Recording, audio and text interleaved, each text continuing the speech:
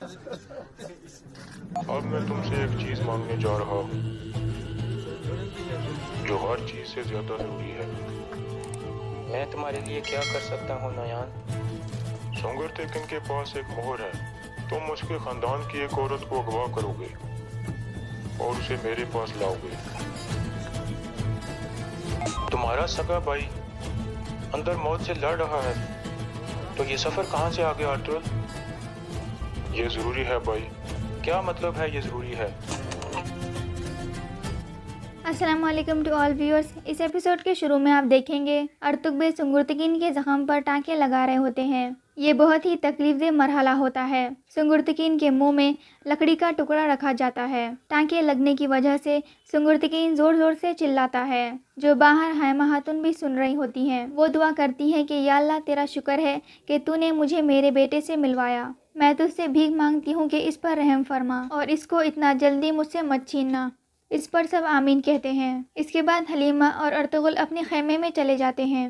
حلیمہ پوچھتی ہیں نویان وہاں کیا کر رہا تھا؟ ارطغرل کہتے ہیں وہ سنگرتکین کے پیچھے آیا تھا، ہم نے اس کے تمام سپاہی مار دیے لیکن وہ زخمی حالات میں وہاں سے بھاگنے میں کامیاب ہو گیا۔ حلیمہ کہتی ہیں آپ نے اسے بہت نقصان پہنچایا ہے، اب سے اس کے سب سے بڑے دشمن آپ ہو، وہ آپ کو مارے بغیر چین سے نہیں بیٹھے گا۔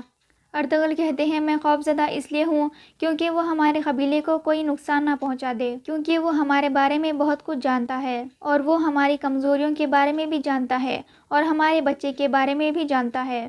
پھر حلیمہ کہتی ہیں مجھے سیلجان نے آیت کے بارے میں کچھ باتیں بتائی ہیں۔ آیت اور گمشتکین کے ارادے مجھے ٹھیک نہیں لگتے، یہ آپ کے سامنے کچھ اور ہیں اور پیچھے کچھ اور ہیں۔ ارطغرل کہتے ہیں سیلجان کو کبھی اکیلا مت چھوڑنا، میں واپس آ کر تم سے ساری باتیں جانوں گا، لیکن ابھی میں ایک لمبے سفر پر جا رہا ہوں۔ حلیمہ کہتی ہیں آپ جہاں بھی جاؤ جو بھی کرو اچھے سے کرو، میرا دل آپ کے ساتھ ہے، حالانکہ میں یہ نہیں جانتی کہ آپ کیا کرنے جا رہے ہو۔ ارطغرل کہتے ہیں میرے اندر موجود پاگل گھوڑے مجھے بتا رہے ہیں کہ یہی وقت ہے۔ حلیمہ کہتی ہیں انشاءاللہ یہی پاگل گھوڑے آپ کو ایک دن بتائیں گے کہ حلیمہ سلطان کو مزید اکیلا نہیں چھوڑنا۔ یہ سن کر ارطغرل مسکراتے ہیں اور کہتے ہیں جدائی مزید پیار کو بڑھا دیتی ہے، لیکن اللہ کرے یہ جدائی دلوں میں نہ ہو۔ اس کے بعد آپ دیکھیں گے آیتلن اور گنجگل اپنے خیمے میں بیٹھ کر گندگدو اور تغدقین کی تعریفیں کرتی ہیں کہ وہ جنگ سے کامیاب ہو کر لوٹے ہیں۔ گنجگل کہتی ہے سیلجان تو کہیں نظر ہی نہیں آ رہی۔ آیتلن کہتی ہے تم اس کو ہلکا مت لو، وہ کبھی سکون سے نہیں بیٹھے گی، تم یہ جان لو کہ جب تک وہ مر نہیں جاتی ہم میں سے کسی کو بھی سکون نہیں ملے گا۔ اس کے بعد سیلجان بانو جھجک سے ملاقات کرتی ہے اور کہتی ہے ماشاءاللہ تم کتنی بڑی ہو گئی ہو، میں نے سنا ہے تم مردوں کی طرح تلوار چلاتی ہو اور گھوڑا دوڑاتی ہو۔ بانو جھجک کہتی ہے مجھے یاد ہے جب آپ پہلی دفعہ سلیمان شاہ کے ساتھ ہمارے قبیلے میں آئی تھی، آپ نے اور گوگچے نے مجھے گھوڑ سواری سکھائی تھی۔ سیلجان کہتی ہیں تو تمہیں سب یاد ہے؟ پھر سیلجان اپنے اصل مقصد کے بارے میں بتاتے ہوئے کہتی ہے ہم دونوں کورکت اور سلیمان شاہ کے خیمے میں پلی بڑی ہیں، ان سے ہی پیار اور عزت کرنا سیکھا ہے، اب یہ وقت ہے کہ ہم اپنے شہید والد کو اس کا صلہ دیں۔ بانو جھجک کہتی ہیں یہ آپ کیا کہہ رہی ہیں سیلجان خاتون؟ سیلجان کہتی ہیں مجھے ایک جال میں پھنسایا جا رہا ہے، اس لیے میں تمہاری ایک مدد چاہتی ہوں، اس لیے تم مجھے قبیلے کے باہر گھاس والے میدان میں ملو، میں تمہیں سب بتاؤں گی، میں نہیں چاہتی کہ یہاں ہمیں کوئی ایک ساتھ دیکھے۔ بانو جھجک کہتی ہیں ٹھیک ہے، پھر سیلجان وہاں سے چلی جاتی ہیں۔ اس کے بعد نویان کے ڈیرے پر تاج افراسیاب پہنچتا ہے۔ اب میں تم سے ایک چیز مانگنے جا رہا ہوں جو ہر چیز سے زیادہ ضروری ہے۔ میں تمہارے لیے کیا کر سکتا ہوں نویان؟ سنگر تیکن کے پاس ایک مہر ہے، تم اس کے خاندان کی ایک عورت کو اغوا کرو گے اور اسے میرے پاس لاؤ گے۔ اس کے بعد نویان کہتا ہے اس عورت کے بدلے میں ہم وہ مہر مانگیں گے اور پھر وہ مہر خود میرے حوالے کریں گے۔ افراسیاب کہتا ہے جیسے آپ کا حکم نویان۔ پھر نویان اس سے پوچھتا ہے کیا میرا وفادار سپاہی حمزہ زندہ ہے؟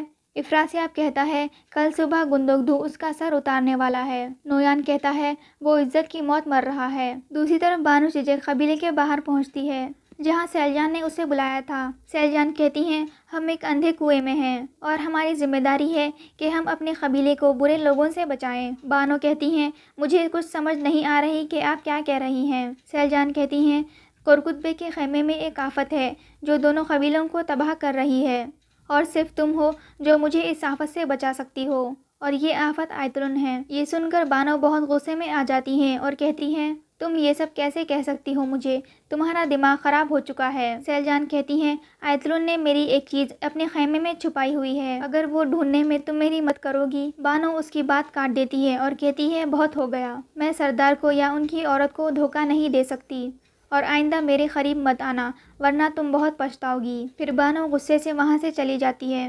اس کے بعد جیل میں ایک سپاہی حمزہ کو کھانا دینے آتا ہے، لیکن جیسے ہی حمزہ کھانے کی طرف بڑھتا ہے وہ سپاہی اس پر تھوک دیتا ہے، جس پر حمزہ کھانا چھوڑ کر دوسری طرف پلٹ جاتا ہے اور پھر دل میں کہتا ہے اے خدا، میں نے بہت برے کام کیے ہیں، میں نے بہت سے بہادر سپاہیوں کو دھوکہ دیا ہے، میں حقیقت کو نہیں پہچان سکا، مجھے معاف فرما، مجھے آخری دفعہ ایک موقع دے دے تاکہ میں اس قبیلے کے لیے کچھ کر سکوں۔ دوسری طرف سیلجان پریشان اپنے خیمے میں بیٹھی ہوتی ہیں، اتنے میں حلیمہ وہاں آتی ہیں۔ سیلجان کہتی ہیں مجھے لگتا ہے کورکتبے کی پہلی بیوی کو بھی آیتلن نے مارا تھا۔ حلیمہ کہتی ہیں تم یہ کیسے ثابت کرو گی؟ سیلجان کہتی ہیں پہلے ہمیں وہ کڑا ڈھونڈنا ہوگا، پھر ہم یہ بھی ثابت کر دیں گے، کیا اس کام میں تم میرا ساتھ دو گی؟ حلیمہ کہتی ہیں ہاں میں دوں گی، جس پر سیلجان خوش ہو جاتی ہے۔ دوسری طرف گمشتکین کہتا ہے سنگرتکین کا سلطان علاؤدین سے کوئی نہ کوئی رابطہ ضرور ہے۔ آیتلن کہتی ہے اس کے آنے سے ہماری مشکلات میں مزید اضافہ ہو گیا ہے۔ اس پر گمشتکین کہتا ہے میں سارتین قبیق کی طرف سے ایک خبر کا انتظار کر رہا ہوں، جیسے ہی مجھے مارگریو کا عہدہ ملتا ہے یہ سلیمان شاہ کے بیٹے میرے سامنے کیڑے مکوڑوں کے علاوہ کچھ بھی نہیں ہوں گے۔ اس کے بعد تغدکین گوکچے سے کہتا ہے مجھے سنگرتکین کا معاملہ سمجھ نہیں آ رہا، میں دونوں قبیلوں کا بھلا چاہتا ہوں، اس لیے تمہیں حیمہ خاتون کے خیمے سے کوئی بھی معلومات ملے وہ مجھ تک ضرور پہنچانی ہے تاکہ میں کچھ کر سکوں۔ گوکچے کہتی ہے ٹھیک ہے، میں ایسا ہی کروں گی۔ اس کے بعد آپ دیکھیں گے ارطغرل حیمہ خاتون کو ایک سفر پر جانے کے بارے میں بتاتے ہیں۔ اس پر گندگدو غصے میں آ جاتا ہے اور کہتا ہے تمہارا سگا بھائی اندر موت سے لڑ رہا ہے، تو یہ سفر کہاں سے آ گیا ارطغرل؟ یہ ضروری ہے بھائی۔ کیا مطلب ہے یہ ضروری؟ اس کے بعد گندگدو کہتا ہے کہ تم ہمیں بتا ہی نہیں رہے کہ تم کہاں اور کیوں جا رہے ہو۔ ارطغرل کہتے ہیں وقت آنے پر میں آپ کو سب کچھ بتاؤں گا۔ گندگدو پھر غصے میں کہتا ہے کیا وقت آنے پر بتاؤ گے؟ مجھے تمہاری سمجھ نہیں آ رہی، تم کہتے کچھ اور ہو اور کرتے کچھ اور ہو، تمہارا ہر قدم ایک راز ہے، تم اپنی مشکلات کے بارے میں بتاؤ تاکہ میں بھی تمہاری مدد کر سکوں۔ پھر ارطغرل کھڑے ہوتے ہیں اور کہتے ہیں بھائی ایک دن میں آپ کو سب کچھ بتاؤں گا، لیکن آج نہیں۔ لیکن گندگدو پھر بولنے لگتا ہے، لیکن حیمہ خاتون اسے روک لیتی ہیں اور کہتی ہیں بہت ہو گیا بیٹا، سنگرتکین اندر زندگی اور موت کی جنگ لڑ رہا ہے۔ لیکن پھر بھی گندگدو غصے میں وہاں سے چلا جاتا ہے۔ پھر گندگدو کے وہاں سے جانے کے بعد ارطغرل حیمہ خاتون سے کہتے ہیں میں جلد واپس آ جاؤں گا، آپ پریشان نہ ہو۔ حیمہ خاتون کہتی ہیں اگر تم گئے اور واپس نہ آئے تو تم مجھے سنگرتکین جیسا دکھ دو گے، اور اگر ایسا ہوا تو جان لو کہ میری موت کی وجہ تم بنو گے۔ اب میں اتنی مضبوط نہیں ہوں کہ ایک اور بیٹا کھو دوں۔ اس کے بعد ارطغرل ان کا ہاتھ چومتے ہیں۔ پھر گندگدو حمزہ کے پاس جیل میں جاتا ہے اور اندر داخل ہوتا ہے اور اس سے پوچھتا ہے کہ نویان کہاں ہے؟ حمزہ کہتا ہے کہ مجھے نہیں پتا، مجھے صرف ایک بات کا پتا ہے کہ میں نے غلطی کی ہے اور میں آپ سے معافی چاہتا ہوں۔ اس پر گندگدو شدید غصے میں آ جاتا ہے اور کہتا ہے صرف خدا ہی تمہیں معاف کر سکتا ہے۔ اس کے بعد وہ اسے مارنا شروع کر دیتا ہے۔ کچھ دیر مارنے کے بعد وہ اسے سنگرتکین کے بارے میں پوچھتا ہے۔ حمزہ کہتا ہے نویان اس سے نفرت کرتا ہے، ماضی میں نویان نے اسے اگدے سے ملوایا تھا، لیکن بعد میں سنگرتکین سلطان علاؤدین کا جاسوس بن گیا تھا۔ اسی دوران گمشتکین وہاں پہنچتا ہے اور گندگدو سے کہتا ہے اس نے کچھ بتایا ہے؟ گندگدو کہتا ہے نہیں۔ اس کے بعد دوان کپڑے دھو رہا ہوتا ہے کہ بانو چیچک وہاں پہنچتی ہے اور اس سے کہتی ہے کہ میں تمہیں مبارکباد دینے آئی ہوں، تم جنگ جیت کر آئے ہو اور قبیلے کی عزت میں اضافہ کیا ہے، تم بہت بہادر ہو اور ہمارا فخر ہو، اللہ کرے تمہیں اور زیادہ کامیابیاں نصیب ہو۔ دوان اس کا شکریہ ادا کرتا ہے۔ اس دوران سیلجان انہیں ایک ساتھ دیکھ لیتی ہے اور مسکراتی ہے۔ پھر بانو چیچک چلی جاتی ہیں۔ پھر ترکت اور بامسی وہاں آتے ہیں۔ پھر وہ دوان کو چھیڑنے لگتے ہیں۔ سیلجان بھی جان جاتی ہیں کہ دوان اور بانو ایک دوسرے کو پسند کرتے ہیں۔ دوسری طرف ایک سپاہی گمشتکین کے پاس آتا ہے اور اسے ایک خط دیتا ہے کہ یہ سارتین قبیق کی طرف سے آیا ہے۔ خط پڑھنے کے بعد گمشتکین کہتا ہے سارتین نے لکھا ہے کہ مجھے مارگریو بنانے کے راستے میں تمام مشکلات دور ہو چکی ہیں، لیکن اس نے یہ بھی لکھا ہے کہ ایسا کرنے سے ہر چیز خطرے میں پڑ جائے گی۔ आयतुलन पूछती है, इसका कोई हल नहीं है? सुंगुर्तकीन कहता है, हल है। सुंगुर्तकीन के पास एक मोहर है और सारे दिन मुझसे वो मोहर चाहता है और हम वो मोहर हासिल कर रहेंगे।